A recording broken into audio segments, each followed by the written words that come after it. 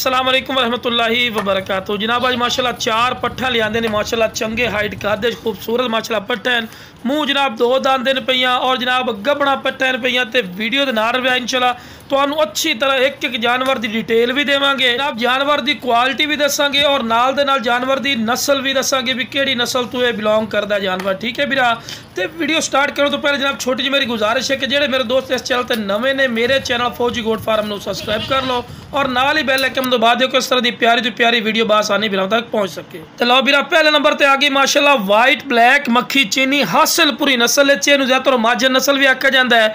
तो ये जनाब गारंटी शुदा जनाब 2 to 2.5 महीना की गब्बड़ माशाल्लाह पाठी ने और हाइट की गल की जनाब इसकी 32-33 इंच हाइट है, क्योंकि भी तुहानू दसना जरूरी होता है। और माशाल्लाह बिल्कुल वाइट अख दे ने ते हवाना चड्डा भी माशाल्लाह बना रही है और जनाब गारंटी शुदा गब्बड़ पाठ है माशाल्लाह। पाठ 2 दांद ने, कोई चौगी छिगी नहीं और तुहानू खुद नहीं पता जनाब पाठ 8-8 दांद करदा तिकर भी माशाल्लाह हाइट कद करते हैं, क्योंकि वीडियो में थोड़ा कुन्नी भी फर्क लगता है। लेकिन इस गलो तुहानू वीरा पहले दस रहा है कि यदि 32-33 इंच हाइट है।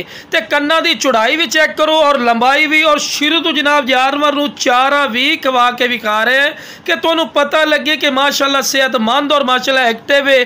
तो डिमांड बिल्कुल जायज़ और मकबूल सी, कोई 35-40 हज़ार वाली गल नहीं होनी, बिल्कुल सस्ता पैकेज ही ने।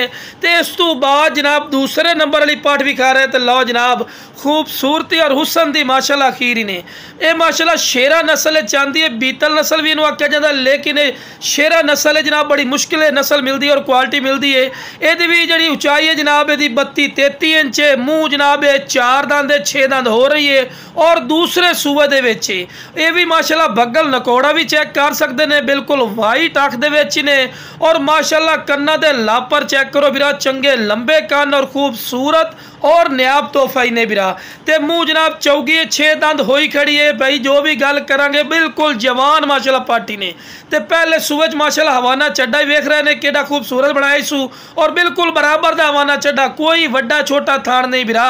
तो लो वीरा चारा भी खवा के विखा रहे, क्यों विखा रहे कि तुहानू पता लगे सेहतमंद चीज़ है। तो पैर वीरा बन्ने क्यों बन्ने, क्योंकि तुहानू वीडियो बना के चेक करवानी होंदी है। तो डिमांड की हुण गल की जाए, कोई जनाब 35,000 नहीं 30,000 नहीं, जनाब सिर्फ 27-27 हज़ार रुपया फी पुट्ठा रेट कर रहे हैं। तो यह भी नहीं कि 27,000 रुपया रेट लाए तो फिर 180 नहीं वीरा, तुसी स्क्रीन से दिते हुए नंबर पर राबता करना है। इंशाल्लाह तुहाडे राबते की कदर हो सी और बिल्कुल जायज़ रेट हो सी, ठीक है ना इंशाल्लाह।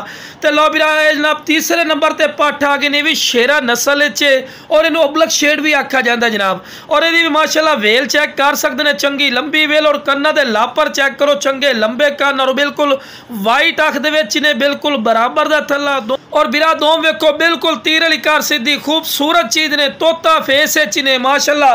तो शुरू तो जनाब जानवर चारा वगैरह खवा के भी खावन का वीरा मकसद ये होता है कि तुहानू पता लगे कि सेहतमंद और माशाल्लाह एक्टिव चीज़ है।